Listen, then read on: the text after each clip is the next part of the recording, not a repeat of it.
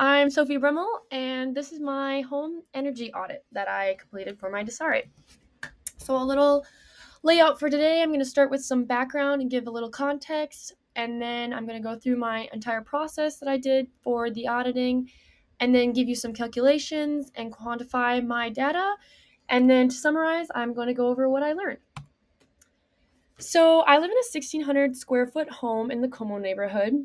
There's a total of 4 people that live here, including myself, and an additional 2 kitty cats that we have here. The house was built in 1903, so it is pretty old, but it is average for this neighborhood. It's definitely been renovated since then, and all of our appliances are definitely from after the year 1903, so there should be some energy efficiency there. But we have all the major appliances as well as personal devices such as air fryers, or an air fryer, coffee maker, hair tools, heated blankets, and such. So when it comes to what an average 1,600 square foot house consumes for energy, it's around 12,000 to 15,000 kilowatt hours annually. And when I looked at our latest energy bill from the month of October and calculated our annual usage, it put us about, if and this is assuming that we use the same amount of energy every year, which definitely will change in different months, it put us at about 8,487 kilowatts per year. When it To compare per day, the average for our house, which would be this third bar in this chart, we're a little under that average as well, which was at 30.2 kilowatts per day versus ours was only 23.25. These were the devices that I chose to analyze with this audit. So, an LED mirror light that I have on my desk, an air fryer, a stereo system that includes a radio and vinyl player and such, a TV, a standing tower fan, a large pot coffee Keurig coffee maker, and a Nintendo Wii. And when you look at overall home usage, when it's broken up into different sectors of usage, heating and cooling is definitely the overall largest sector. But with our house, since we haven't turned on the heat yet this year, I'm sure that our sector would be much lower, and the other areas such as water heating, lighting, and appliances would be greater. So here are the images I took for my different wattage readings. First, I have my Nintendo Wii, and then the TV, and then my stereo system, and then my tower fan, and my LED mirror light, which you can see there. Additionally, I did the um, air fryer, and then the coffee maker, and then the light bulb that I chose to use, which is the same as a majority of the light bulbs in our house, is an 8.3 watt LED light bulb. So here is my time log that I created for the week. And something to note here is that my tower fan was not used very frequently because obviously it's during the cold season, and so my use was definitely averaging a lot lower than it would during summer months.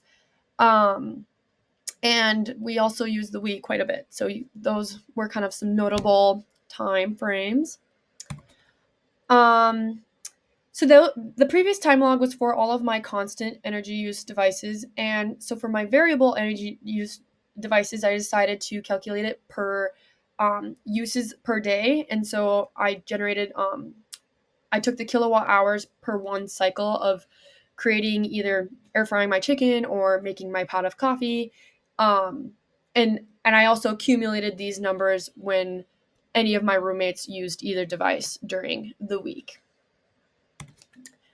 So like I was saying, when I was using each of these personal devices, I actually used a stopwatch and determined the exact amount of time that I used or had on each device.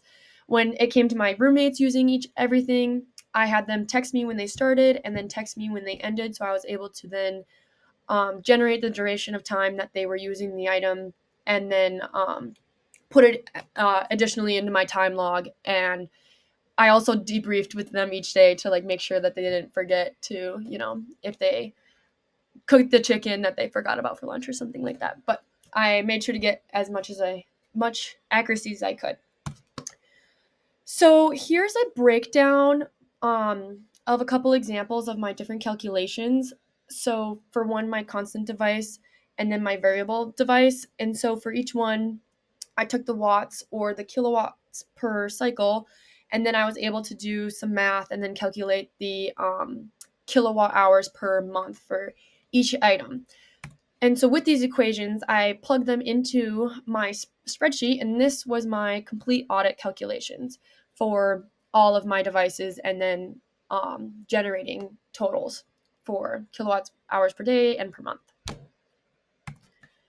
So what did I learn? I noticed that we use around 3.21 kilowatt hours per day, but this is obviously only accounting for 8 devices.